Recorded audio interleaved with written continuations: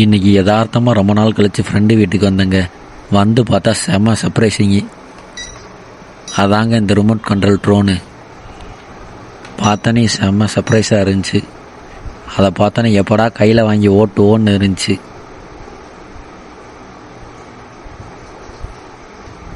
வந்ததும் நம்ம கண்ணில் பட்டதை எடுத்துகிட்டு ஃப்ரெண்டுகிட்ட எப்படி கண்ட்ரோல்லாம் கேட்டுட்டு என்னென்ன பண்ணணும்னு கேட்டுட்டு இன்ஸ்ட்ரக்ஷன்லாம் கேட்டுட்டு ட்ரோனை ஸ்டார்ட் பண்ண ரெடி ஆகிட்டேன். எடுத்தோடனே ஸ்டார்ட் பண்ணேன்னா என்ன நடந்துச்சுன்னு நீங்களே பாருங்கள்.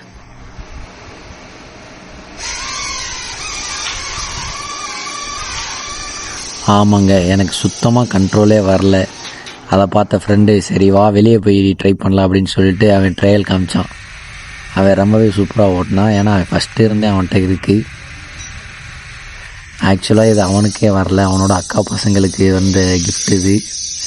அவனுக்கு தெரியாமல் தூக்கிட்டு வந்து நாங்கள் இங்கே வந்து ஓட்டிக்கிட்டு இருந்தோம். ஏன்னா அவங்க சின்ன பசங்களுக்கெல்லாம் ஓட்ட தரல, எப்படின்னு கண்ட்ரோல் பண்ண தெரில. அதான் சாக்குன்னு சொல்லிட்டு நாங்கள் தூக்கிட்டு வந்துட்டோம். நம்ம விளாடும்போது டைம் போகிறதே தெரிலங்க. ரொம்பவே சூப்பராக இருந்துச்சு. அவன் ஓரளவு நல்லா கண்ட்ரோல் பண்ணி ஓட்டிகிட்டு இருந்தான்.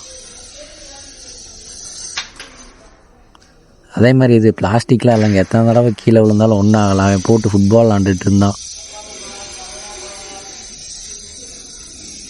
அப்படியே ஃப்ளையிங்காக இருக்கும்போதே கையில் பிடிச்சே வந்து போடலாம். இன்னும் இது ஹைட் செக் பண்ணலாங்க, எவ்வளோ ஹைட்டு தான் போகுது அப்படின்ட்டுன்னு. சும்மா சின்னதாக ஒரு சந்துக்குள்ள வச்சு இது பண்ணோம். கிளிப்லாம் அடிக்குதுங்க.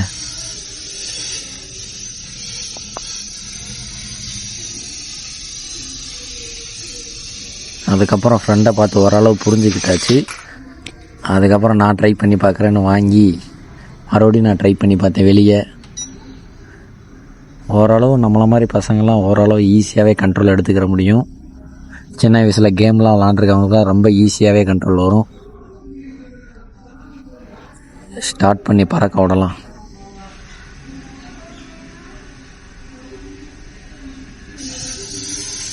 ஓ ஓ ஓ எடுத்தனையுமே கண்ட்ரோலே இல்லைங்க. அளவுக்கு அதுக்கப்புறம் ஓரளவு மேனேஜ் பண்ணி சூப்பராகவே ரன் பண்ணேன். கண்ட்ரோல் ரொம்பவே ஈஸியாக இருந்துச்சுங்க.